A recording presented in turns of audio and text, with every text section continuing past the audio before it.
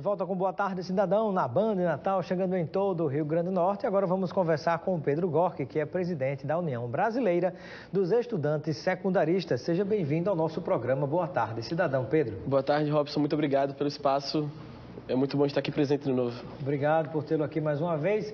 E eu inicio a nossa entrevista conversando com o nosso telespectador. Para quem não sabe, muita gente entendeu e posicionou-se a hora contrária, a hora favorável a esse tipo de projeto, que é o Escola Sem Partido.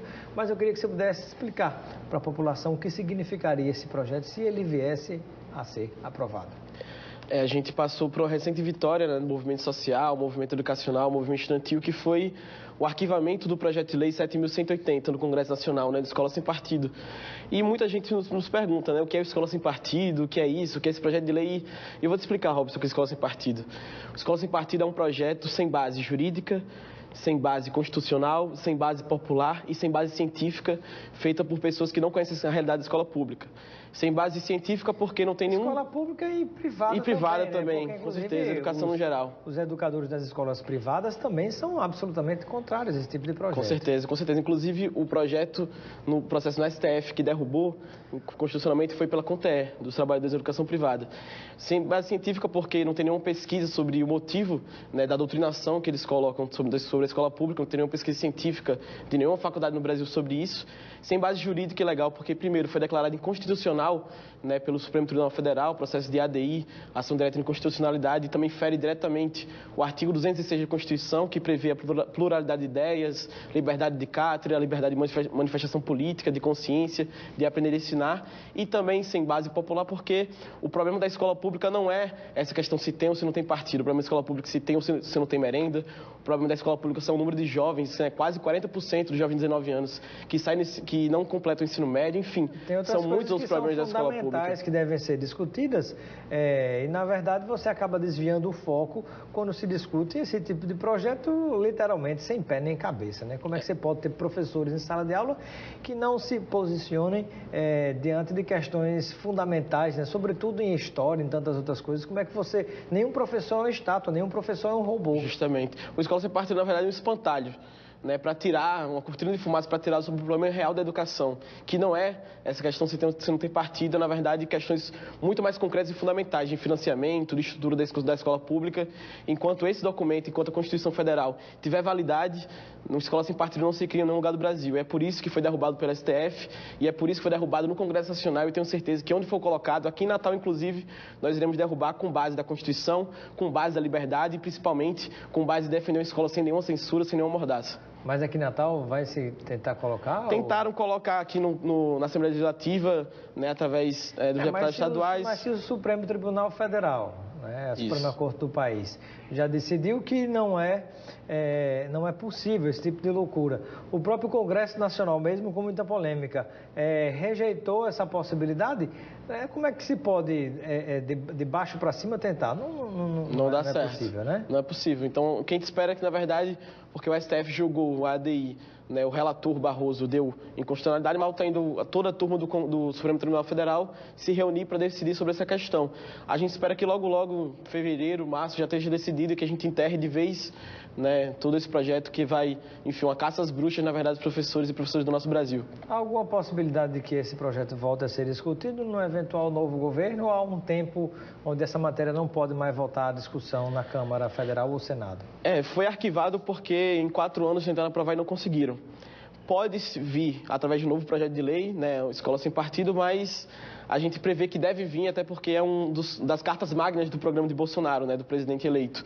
Mas, como eu falei, a Constituição Federal, esse documento aqui, não permite, não, um projeto tão absurdo quanto esse, e a gente espera que tanto o Supremo Tribunal Federal quanto os próximos deputados dessa próxima legislatura consigam defender a Constituição e os princípios da democracia brasileira.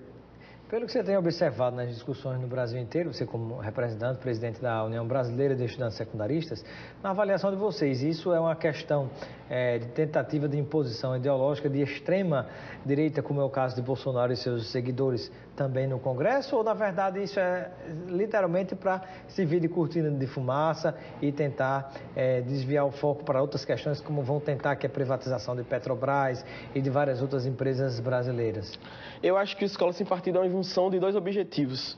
Primeiro, uma cegueira, né, por parte de uma bancada, principalmente a bancada evangélica, com todo respeito aos evangélicos, mas uma parte da bancada evangélica que acha que existe doutrinação nas escolas públicas brasileiras. E outro motivo também dos apoiadores de escolas em partir é, na verdade, como você falou, fazer uma cortina de fumaça sobre problemas que estão acontecendo, inclusive projetos de lei dentro do Congresso Nacional, como a reforma da Previdência, como a privatização da Petrobras, da Eletrobras, são projetos de lei muito importantes que estão sendo desviados do foco da mídia, né, principalmente a mídia tradicional, por causa de projetos de lei como Escola Sem Partido ou como tantos outros.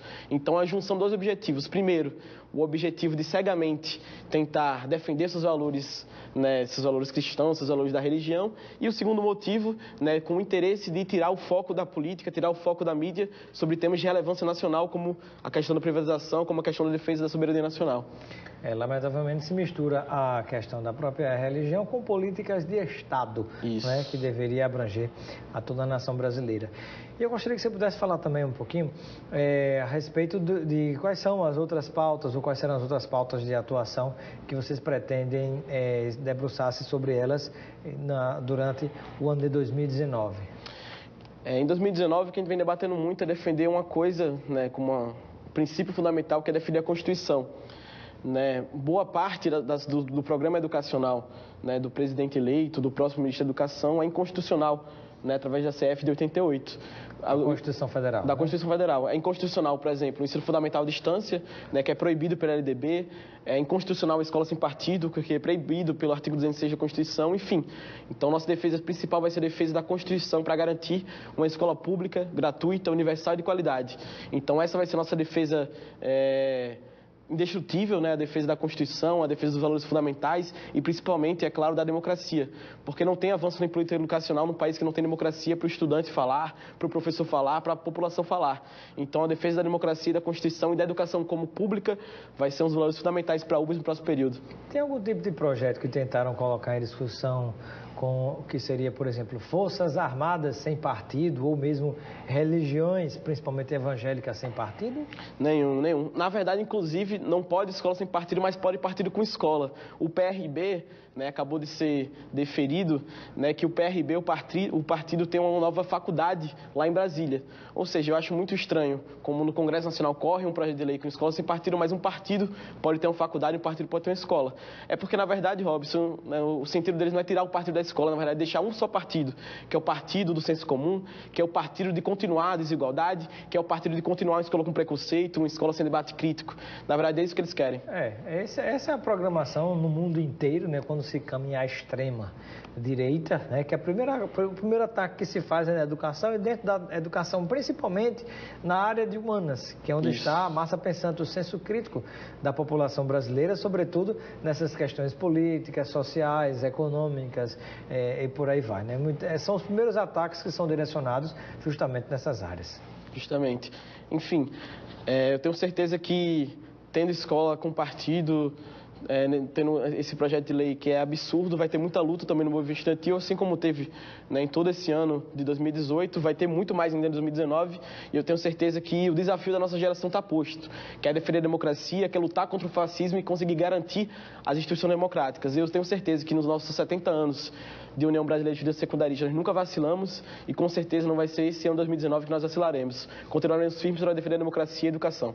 Para finalizar, você acredita realmente na nossa justiça brasileira, diante de tantos desmandos, diante de tantas decisões que se colocam para pessoas e por pessoas contra ou a favor, mas não de acordo com o que deveria estar rezando a própria Constituição brasileira?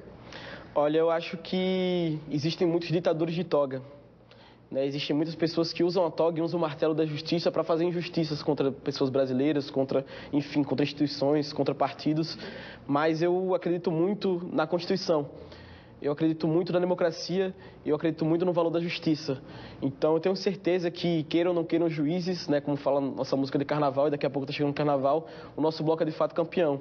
E eu creio que existem juízes bons, assim como existem políticos bons, professores bons, estudantes bons, enfim, jornalistas bons.